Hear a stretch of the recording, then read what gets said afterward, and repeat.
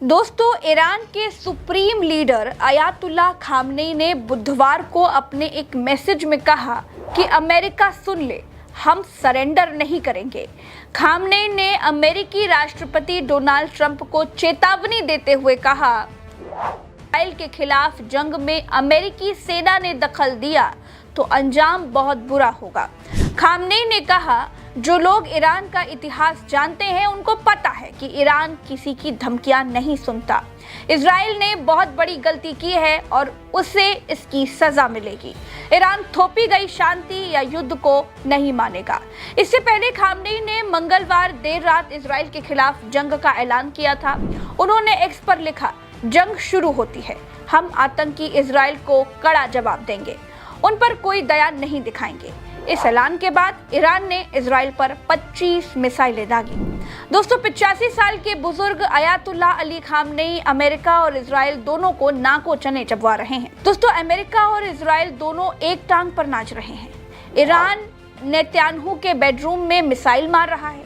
यहाँ तक कि सुपर पावर अमेरिका को G7 की 3 दिन की मीटिंग एक ही दिन में छोड़ करके भागना पड़ गया। ट्रंप ईरान को बिना शर्त सरेंडर करने के लिए कहते हैं। ईरान कहता है कि सरेंडर का सवाल ही नहीं है। नेतन्याहू को ईरान की ताकत का अंदाजा है। इजराइल कहता है कि ईरान तभी मानेगा जब खामनेई की हत्या होगी। ट्रंप भी इजराइल की भाषा बोलते हैं और कहते हैं कि हमें मालूम है कि सो कॉल्ड सुप्रीम लीडर कहाँ छिपे हैं। वो हमारे लिए आसान टारगेट है, लेकिन वो वहाँ सुरक्षित हैं। हम उनको मारने नहीं जा रहे हैं, लेकिन हम सिविलियंस और अमेरिकी सोल्जर्स पर हमला बर्दाश्त नहीं करेंगे। इस बीच दोस्तों, बड़ा डेवलपमेंट ये हुआ है कि वेनेजुएला ने ईरान का समर्थन कर दिया है। वेनेजुएला ईरान के साथ आकर खड़ा हो गया। तेहरान टाइम्स के हवाले से ये खबर मिली। दूसरी तरफ दोस्तों, मिडिल ईस्ट में 40,000 सैनिकों के साथ अमेरिका ने 10 F-16, F-22, F-35 तैनात कर दिए हैं। मिडिल ईस्ट में अमेरिका और इजराइल का ये संघर्ष किसी भी वक्त बहुत बड़े युद्ध में बदल सकता है। ईरान की तरफ से खामनेई ने पूर्ण युद्ध की घोषणा कर दी है। अरबी में किए गए इस ट्वीट में खामनेई ने कहा, बैटल बिगिंस, यानी पूर्ण युद्ध शुरू। पूरा लिखा, in the name of Haider the battle begins, all returns to Khaibar with his Zulfiqar. इसके नीचे एक तस्वीर भी पोस्ट की। इस तस्वीर के बारे में बहुत सारे लोगों को समझ में नहीं आया कि आखिर अरब के कल्चर में या फिर इस्लाम में इस तस्वीर के मायने क्या हैं। In the name of Haider के क्या मायने हैं। और एक व्यक्ति तलवार लेकर किले टाइप की दीवार के भीतर जा रहा है, वो व्यक्ति कौन है? दोस्तों, ये तस्वीर युद्ध में जीत का प्रतीक है। इस्लामिक कैलेंडर के मुताबिक 629 हिजरी साल में हजरत अली की सेना और खैबर के यहूदियों के बीच लड़ाई लड़ी गई। खैबर की लड़ाई में पैगंबर ने हजरत अली को किले पर विजय प्राप्त करने के लिए भेजा था।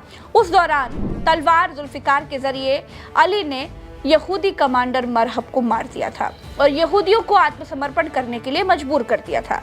कहा जाता है संख्या में कम होने के बावजूद मुस्लिम हताहतों की संख्या काफी कम थी। जुल्फिकार हजरत अली की तलवार का नाम है। ये वही तलवार है जिससे हजरत अली ने बहुत सी लड़ाइयाँ लड़ी और सभी में जीत हासिल की। ये लड़ाई शिया मुस्लिमों के लिए काफ़ी अहम है, क्योंकि ये हजरत अली की बहादुरी और तलवार जुल्फिकार की विरासत की पुष्टि करता है। इस फोटो के जरिए खैबर का संदर्भ देकर खामनेई ने यहूदियों पर हजरत अली की विजय और ईरान के वर्तमान रुख के बीच समानताएं बताई हैं। दोस्तों, ईरान ने इस बार इजराइल पर फतेह 1 मिसाइल से हमला करने की आधिकारिक घोषणा कर दी है। ये मिसाइल आवाज से 15 गुना तेज गति से चलती है और कोई एयर डिफेंस सिस्टम इसको पकड़ नहीं पाता। इसकी तेजी का अंदाजा आप इसी से लगा सकते हैं कि ईरान से लॉन्च की गई फतेह मिसाइल इजराइल में केवल 7 मिनट में टारगेट पर निशाना साध लेते हैं। 1400 किलोमीटर दूर तक निशाना साध सकती है ये मिसाइल और करीब 400 किलो बारूद लेकर के जा सकती है। ईरान ने लंबे समय से अंतर्राष्ट्रीय प्रतिबंधों का सामना किया है, लेकिन इसके बावजूद उसने मिसाइल और ड्रोन तकनीक में आत्मनिर्भरता हासिल की है।